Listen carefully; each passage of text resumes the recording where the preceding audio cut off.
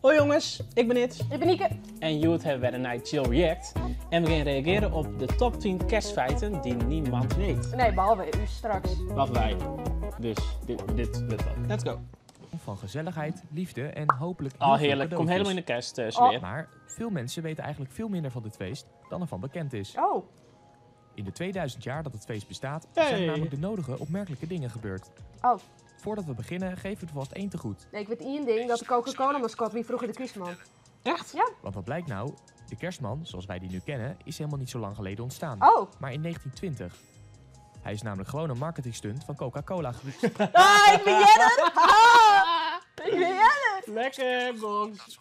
En droeg hij net zoals de Zwarte Pieten een grote zak met cadeautjes op zijn rug. Toen weer nog green. Daarnaast had de kerstman een veel langere baard en liep hij ook nog eens met een stok. Nee. Waar Amerikanen en Nederlanders bij kerst denken Lekker, aan het kiep. eten van zoete lekkernijen Volgens mij en is dat luxe kalkoen. kerstdiners, Oh ja. denken Japanners aan hele andere dingen. Oh, Namelijk KFC. lekker. Want, Lekker. geloof het of niet, maar de KFC heeft een soortgelijke reclamecampagne als Coca-Cola. Oh. Die ook zo goed verliep dat iedereen deze volhoudt zonder dat de KFC Dat is er dezelfde reclame voor McDonald's moest zakken. maken.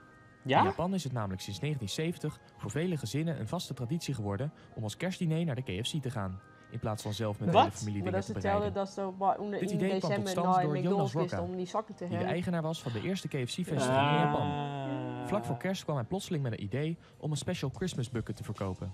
Veel mensen misten namelijk de kalkoen. Nou, En volgens Rocca Nou, kon lekker. een Ik jou ze frituurde net, kip hier een goed alternatief voor ongediep. zijn. En hier dacht iedereen blijkbaar hetzelfde over. Tegenwoordig gaan er tijdens kerst meer dan 4 miljoen mensen naar de KFC voor een speciale bucket. Jemig. Wat? Stijgen de verkoopcijfers al die van de mensen met kerstdagen met Chris factor 10. werken, help. Kan je je voorstellen, maar Chris naar de McDonald's? Heb ik volgens mij wel eens een keer dier voor Nee. Ja, volgens mij wel ooit 2 lien of zo. Oh. Oeps. Het Op 15 hoogtepunt van december keer vertrok het zijn. ruimteschip Gemini voor een korte ruimtemissie van 2 dagen. Oh, De missie was gericht op het oefenen van een ontmoeting met andere ruimteschepen in het heelal Ja, om deze techniek te verbeteren. aliens. Oh, Na Oh. 6 zenuwslopende uren zaten de ruimteschepen aan elkaar vast en kon de bemanning ontspannen. Oh. Voor de meeste astronauten zou dit een klein dutje betekenen, maar voor Walter Schirra en Tom Stafford was dit een mooi moment om hun moment of shine te pakken. Oh. En dit deden ze. Shine.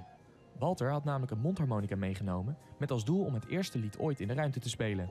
En dit liedje was, aangezien het bijna kerst was, Jingle Bells. Oh, wat Oh. Het is opgenomen, maar echt trots zouden wij er niet op zijn, Oh. aangezien de kwaliteit niet al te best is. Maar hé, wat verwacht je anders als je in de ruimte Maar rondspeelt? nee, ja. En hoe slecht dat nou was, dat ga je nu horen. Oh. Jingle all the way. Ja. Oh, what side the Christmas. Hey.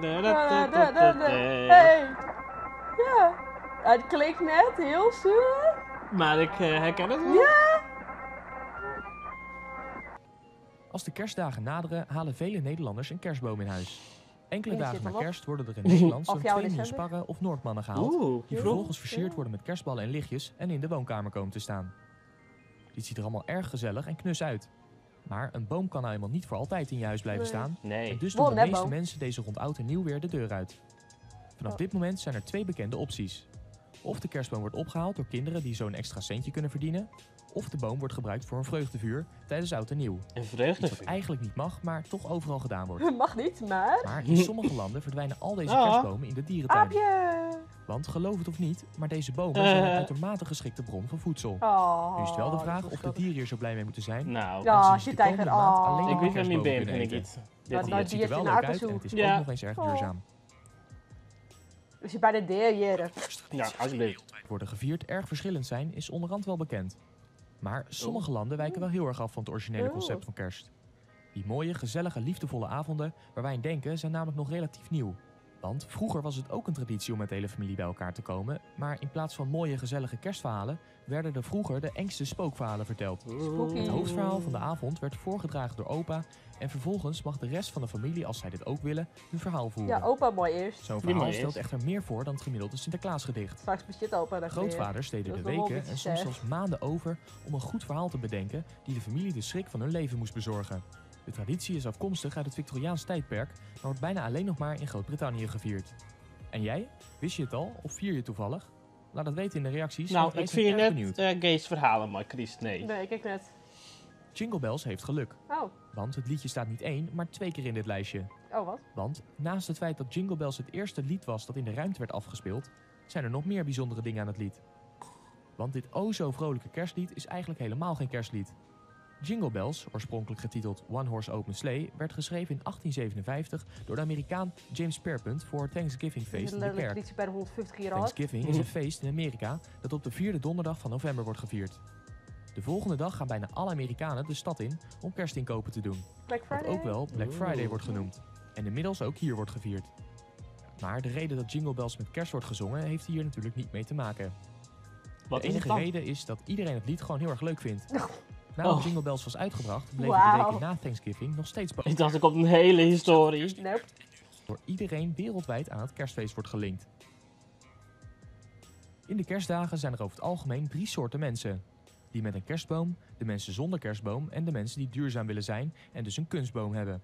Want het is zonde van Dat bestoof. Nou, wij hebben kunstboom en die boom die hebben we al 20 jaar of zo. Oh, echt? Ja, elke De dag op bloemboom. zolder. Ja, ja, ja. En dan in de originele doos nog, hè?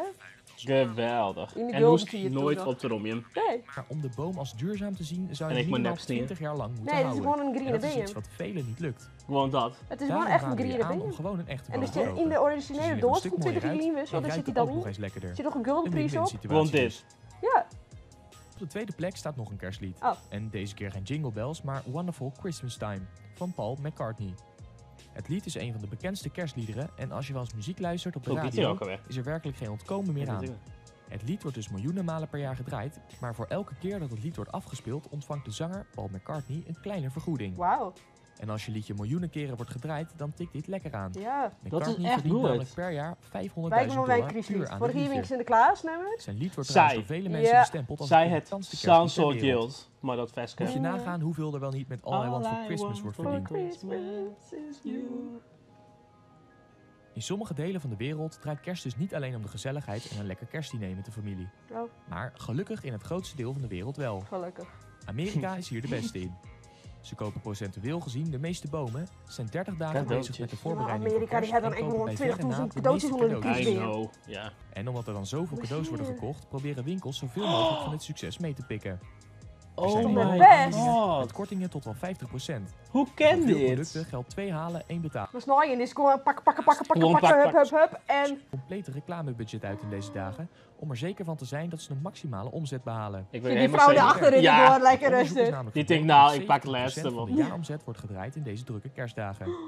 Per gezin wordt er gemiddeld gezien $906 per jaar uitgegeven aan kerstcadeaus. Net normaal. Dus dat geeft ook nog eens mooi aan hoeveel cadeautjes de kinderen wel niet krijgen.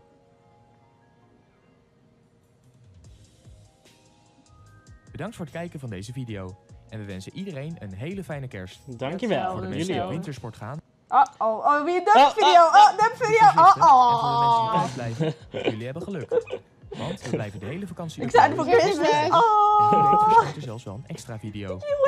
Nogmaals, bedankt voor het Oh, kijken. wat een mooie tekening. Die Vergeet de video hoen. niet te Bezit. delen Love en een it. reactie achter te Die laten Hansen. wat jij van deze video vond. Nou jongens. Nou, wauw. Nou, welk feitje voest het leukst? Even nadenken. Ik weet niet meer welke leuk wie, want het is ook een Het eerste rare... feitje zei ik en toen waren het saai. Oh ja, wat Oh, is de ook alweer? Coca-Cola. Dat ik zei dat de Christmas Coca-Cola mascotte weer. Ja, die is goed. En toen wie direct daarna, ja, Coca-Cola. Dat is echt toevallig. Dat ja. wie echt gewoon zo van tepetje, hè, maar dat filmpje zijn. Maar ik ben wel benieuwd, wat is die favoriete veske, Christveske? Gewoon de classic, I want for Christmas is you. Nee, Ik net denk een dat standaard Ja, basic. dat is zo standaard. Maar hij blijft wel leuk. Hij is leuk. Ik jou een hint welke Nou. voor mij is. Ik laat het nog steeds. Triangle. Ja! Ik hou ervan. Nou jongens, het weer alweer. Helaas wel. Wij hebben heel veel zin in Christ. Het is bijna z'n 4. Bijna zo vier. Dus ik hoop je Mick. En als je nog dingen hebt waarbij op moet reageren, let dan vooral weten in de comments. En als je join de Discord, dan kun je me altijd de filmpjes sturen en altijd soms onze stiekem foto's van je. En het is heel gezellig. En het is heel gezellig natuurlijk. Dus jongens, jou te like, zet in je reacties en zie je in de volgende Chill React. Yes! Hey, doei doei! Doei!